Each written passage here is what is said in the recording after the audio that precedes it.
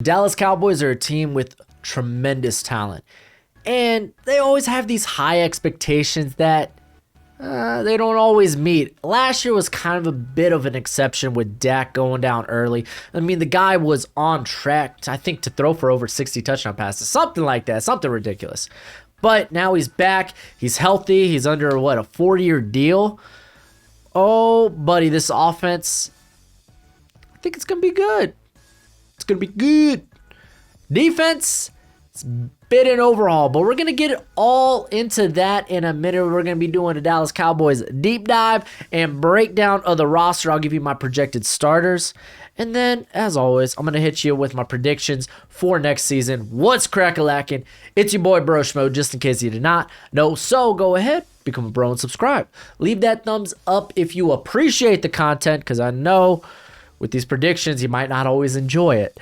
But, yeah, let me know what you think in the comment section below, especially you fans out there. You got your ear a bit closer to the team than I do, but I've done a lot of research. Just let me know what I got wrong, or if you want to come at me with a little bit of football discourse. It's always welcomed. But let's go ahead.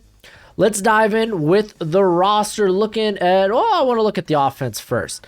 The offense led by Dak Prescott. And quite simply, man, this team, what they need to do is just let Dak cook. We always hear, let Russ cook. Let Dak cook, man.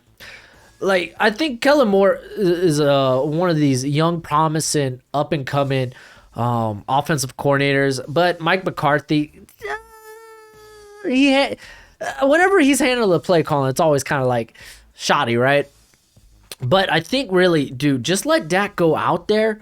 Dude, let him take the snap from shotgun and just let him start slinging the ball around. He's got probably the best wide receiving core in all of the league with Amari Cooper, Michael Gallup, and then CeeDee Lamb there in the slot. Blake Jarwin, he comes back healthy, but I don't know if he even gets a starting job because Dalton Schultz was extremely good. Word is that he actually might win the tight end battle, so to speak, over Jarwin just because they like him better as a blocker. And I mean, Jarwin's always been a pretty solid tight end too anyway. But looking into the receiving core, because it doesn't just stop with those three. I think Cedric Wilson is very solid and capable wide receiver 4. Even Noah Brown, man, he put in some work last year. They drafted Semifa Hoko. Looking towards the future, he's a bit raw, bit one-dimensional as a receiver, but the guy, he's big, he's fast, he's scary. They got a couple of other undrafted free agents on the roster. It'll be interesting if any of them really stick. Like, they got Brandon Smith from Iowa, TJ Vasher from Texas Tech, Osiris Mitchell from Mississippi State, and then Brennan Eagles from Texas. I don't know really if any of those guys stick, but I mean, when your top 3 are that good, they're never going to see playing time. Let's be honest. But what Dallas really needs, well, on top of a healthy Dak, is for this offensive line to stay healthy. Last year they dealt with a lot of injuries with Tyrone Smith, La'el Collins. Those guys, they went down, and they were starting guys like Brandon Knight, like Terrence Steele, who might be a better guy on the interior. Like, I thought he looked all right for a rookie, but I still feel like his best position's probably on the interior. I mean, even at center, they had, Joe Looney starting most of the year before Tyler Biadasz got the go-ahead. Last year, easily their best linemen were Connor Williams and Zach Martin. But if that whole line could stay healthy, then, watch out. Like, this is a top 5 offensive line in the league. It has been that way for years now. They still got Brandon Knight and obviously Steele on the roster, but they bring in Ty. I'm not going to try to mess with his last name. A bit of a vet, a journeyman, coming from Buffalo last year. He spent some time in Washington as well, but he's a solid depth guy. They drafted Josh Ball out of Marshall. He's a bit raw, but another guy that's super athletic that could maybe be an answer for the long term at left tackle when Smith obviously decides to hang up the boots. But shoot, man, like, yeah, it really depends on the health of the offensive line. Because, I mean, you even saw with Zeke last year, he was struggling. You know who wasn't struggling to run the football was Tony Pollard. Give that boy more carries. Give Zeke a little bit more breathers this year. Because Zeke, like, honestly, the tread on Zeke's tires, man, I bet you. You don't want to run the dude into the ground. I think that was the idea of getting a guy like Tony Pollard, so you wouldn't have to. So, honestly, I think they really should give Tony Pollard a bit more carries. And I think he's way more dynamic as a receiver than Zeke. Not saying Zeke's bad receiving back. Like, he's good at like running the functional running back routes, basically your screens, your swings, and such. But I think Pollard definitely has a larger repertoire, bigger route tree, essentially. But this offense looks fantastic. I think they're going to be slinging it. They're going to be gunning it down the field. This is going to be a tough offense to stop if they stay healthy. I mean, going back to the tight end position, I really do think Dalton Schultz should get the start. And from the mini camps, it sounded like that might be the case. Going deeper, they got a guy like Sean McKeon, former Michigan tight end. They picked this cat up, I think, in the 2020 draft. But he's a good tight end 2, tight end 3 depth piece. They might opt to keep more of a receiving tight end. So that's why they bring in like a Jeremy Sprinkle, even a Nick Ebanks out of Michigan. Wow, another Michigan tight end there. That's interesting.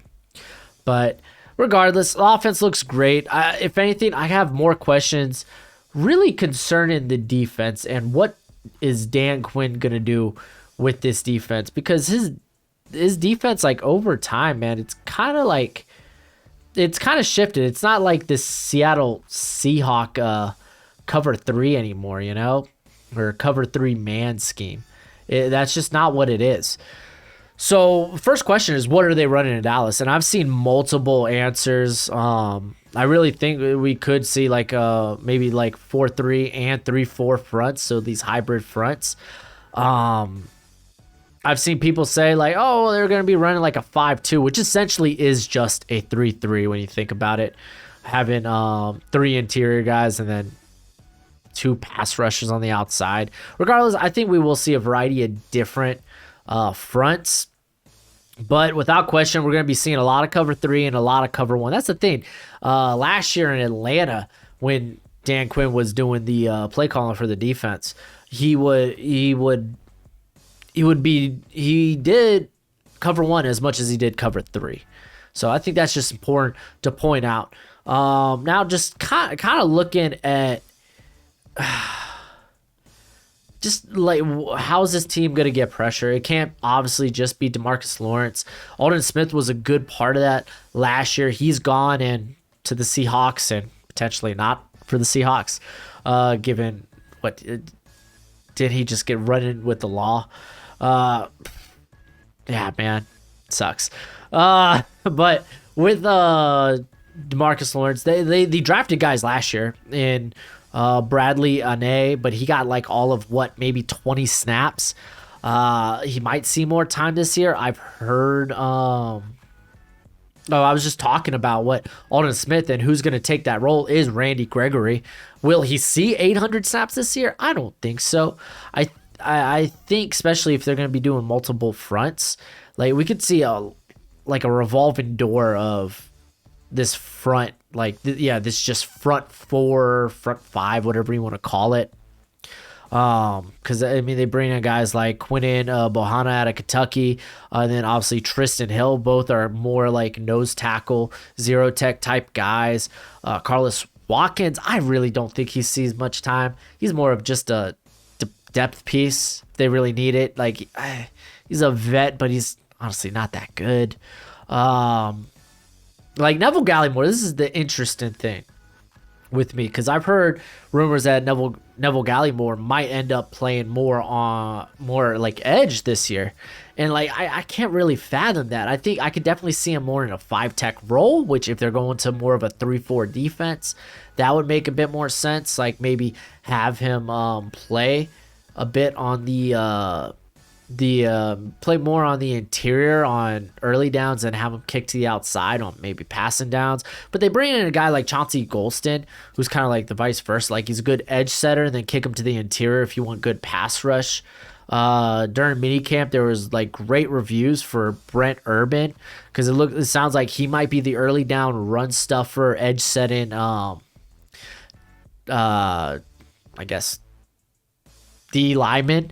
So that's good. I mean, honestly, like as we find out more about what Dan Quinn specifically will be running, obviously a lot of these questions will be answered. I mean, shoot, they could even use Micah Parsons occasionally as in a Alden Smith or a Randy Gregory type of role. So this will be very, very interesting, especially how guys maybe like Osa Odigizua, who I was stupid high on in the draft, who I feel could be a good 5 tech, good 5 to 3 tech. So it's just going to be super interesting. Obviously, they really wanted to address the pass rush and the defensive line and just in general, and they basically did that through the draft. As we go to the second level, you kind of get this feeling that Leighton Vander Esch and Jalen Smith, they're not long for the roster. Like you kind of like with the Micah Parsons pick, you're like, okay, maybe one of those guys, they won't be kept because Jalen Smith, they could opt out of his contract after this season, and it'll only be $6.8 million in dead cap. And then obviously Vander Esch, his contract's up after this year. He's really not been the same player after his rookie year just because injuries, man. But they also drafted Jabril Cox. That's the thing. It's like maybe they're not keeping one, maybe potentially not either of these guys. I don't think we'll see Jabril Cox early. He's more of a coverage linebacker, so maybe we will see the combination, like if going into their maybe base defense, maybe Micah Parsons, Jalen Smith, and maybe LVE.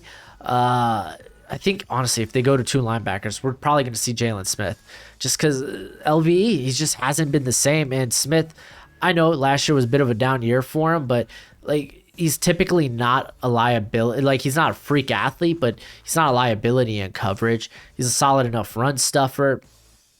So they also bring in Keanu Neal, who's switching from safety to linebacker. So, like, this is a loaded linebacker room. I mean, when you go and just going to look at it, like, some guys might not even make the roster, like Francis Bernard, who they drafted last year out of Utah, Anthony Hines as an undrafted free agent at Mississippi State. I didn't even talk about Terrell Basham as a potential edge rusher because he's been, for the most part, a stand-up edge rusher his whole career. Sometimes he'll kick to the interior. So he's going to be more involved with the defensive line rather than the actual linebacking core. So it'll just kind of be interesting to see what roles guys will play. Like even going to the secondary, because they have Reggie Robertson listed here as a safety, which he did play last year, but apparently at minicamp he was playing corner. Like this is a former Tulsa corner, moved to safety last year, and they're putting him back at corner. It's interesting, especially with Kelvin Joseph, right? Their first, second round pick, I believe, out of Kentucky. He shows up out of shape and ends up not being able to practice because he got flagged for the Rona. So you gotta ask yourself, man, then who's gonna be this corner opposite of Trevon Diggs? Trevon Diggs, dude, like no one talks about how good he was down the stretch for the Cowboys. Like he was freaking awesome. Like, so who's gonna be this cornerback too? And you could look at the usual suspects, guys that have been on the roster for quite some time. Like Anthony Brown, I think is probably the best bet at that. Jordan Lewis, he's mainly been a slot guy his whole career, so there's no way they start him on the outside. Nahshon Wright, dude, or Nahshon Wright out of Oregon State. Apparently he blew it up during the mini camp, so we'll find out more during training camp with these camp battles. But I imagine a guy like Anthony Brown has the inside track if Joseph doesn't get his stuff together. We'll see. The safety position, Donovan Wilson's going to hold it down at box safety. You can maybe make a case about Israel Mikwamu, who is a corner that's converted into safety, box safety, just because he would get crushed in the NFL at corner, man. He just doesn't have the speed to keep up. But no, Wilson's been pretty good for him. I think I'm more fascinated who's going to play that free safety role. And it's probably, honestly, Kazi, who's very familiar with Dan Quinn. He should be healthy by the time a training camp is underway. Jaron Curse, low-key, was a really good pickup. I think he's a good depth guy that they honestly should keep on the roster. I mean, shoot, man.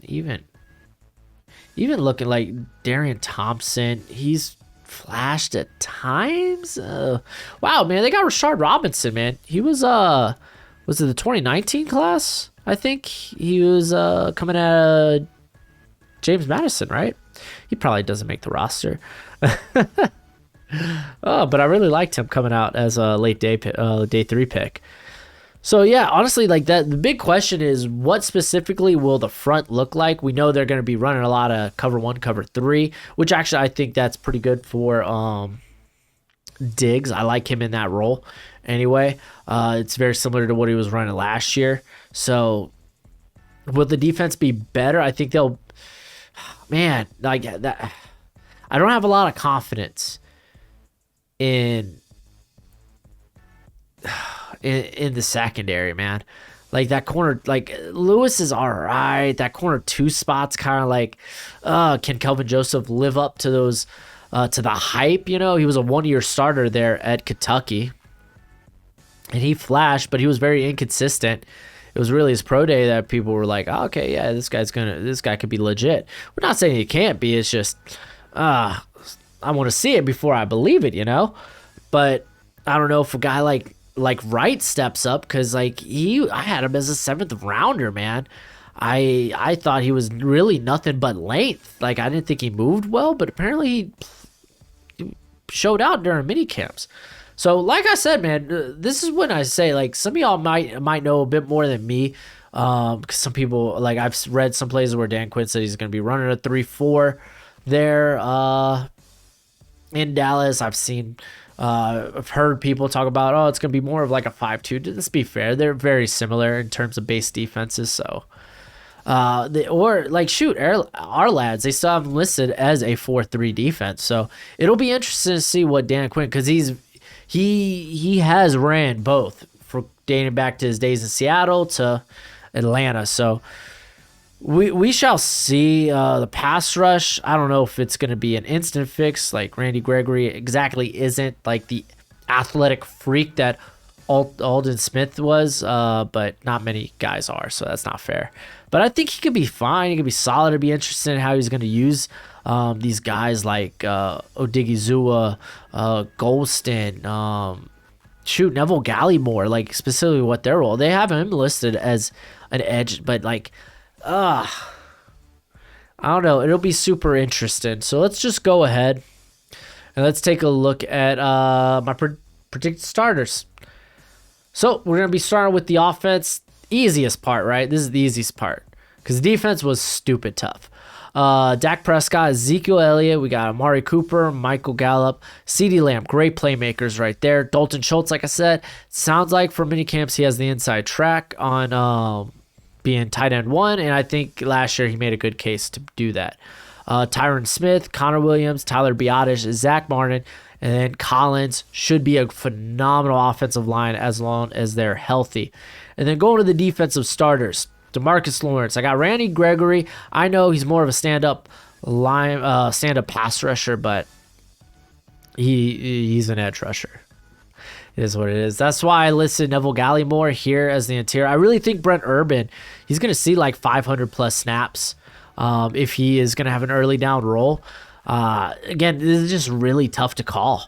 But, yeah, I know having a veteran guy like him on the interior that's proven, yeah, that's great. Micah Parsons, Jalen Smith, I have as starters over Leighton Vander Esch, Trevon Diggs, Anthony Brown, and Jordan Lewis there at the corner position. Then I got Kazi and Wilson at safety. Now let's take a look at my prediction. I got the Dallas Cowboys going a nice healthy 10-7 and winning the division.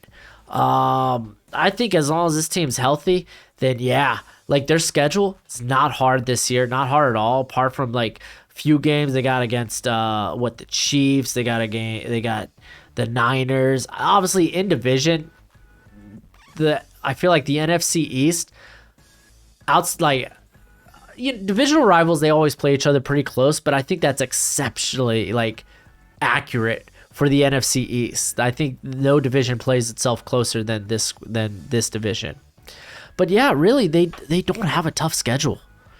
Like they got the Cardinals in there, so really Cardinals, Chiefs, Niners, Chargers, Bucks to open the season. Like those are really only tough games. Like right here, man, look at this stretch. After they go against the Bucks and the Chargers, they got the Eagles, Panthers, Giants. Patriots could be a tough game, but that stretch, man, look at that.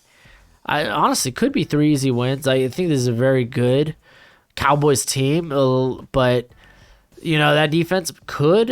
It's not a question. Can this defense let this team down? It's win. Let's be honest. But as long as Dak's healthy, I think they have the firepower to keep up and stay in it. Very optimistic about this Dallas Cowboys team. So I'm very excited to see it next year. Especially like I'm probably the most intrigued about the defense. I want to see what it looks like, who's playing where. We'll find out obviously more in training camp. But again, this is a predictive video. But let me know what you think in the comment section below. And that's it for the video. Go ahead, do that YouTube thing. It's always much appreciated, much obliged. And as always, until next time, you be easy, my friends. Later.